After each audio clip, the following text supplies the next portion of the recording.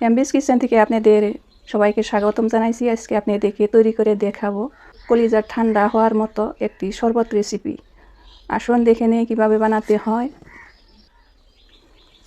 ইসবগুল নিয়ে নিয়েছি আমি 3 চা চামচ, তুকমা নিয়ে নিয়েছি আমি 2 চা চামচ, ডাবের পানি নিয়ে নিয়েছি। ডাবের পানিটা সেকে আগে আমি চিনি দিয়ে মিশিয়ে নিয়ে নিচ্ছি। ডাবের পানি দিয়ে আমি ভিজিয়ে নিব ইসবগুলটা। এটাও আমি ভিজাই নিয়ে নিচ্ছি।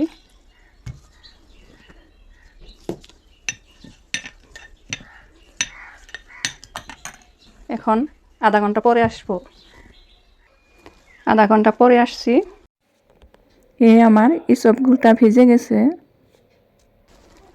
তুকমাটাও আমার সুন্দরভাবে ভিজে গেছে। একটা গ্লাসে আমি পরিবেশন করব, গ্লাসে দিয়ে দিয়েছি।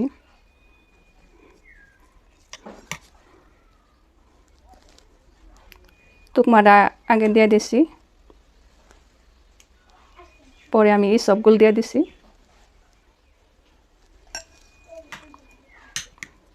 আবারও তুকমা দিয়ে দিছি, ইসবগুল দিয়ে দিছি।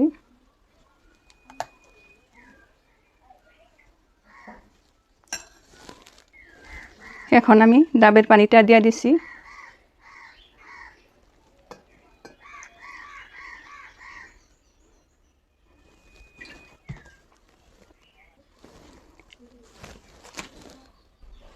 এখন আমি উপরে অল্প ক্রিম দিয়ে দিছি।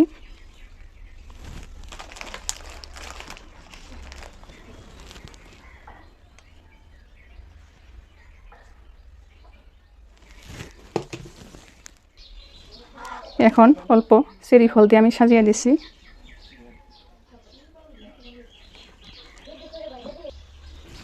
দেখুন কত সহজভাবে আমার শরবতটা হয়ে গেল। এই শরবতটা খেলে হৃদয় ঠান্ডা হয়ে যাবে, ক্লান্ত সরে যাবে। এরকম সহজ রেসিপি পেতে আমার চ্যানেলটা সাবস্ক্রাইব করুন, লাইক করুন, কমেন্ট করুন, বন্ধুবান্ধব সবার সাথে শেয়ার করুন। ভিডিওটা দেখার জন্য ধন্যবাদ।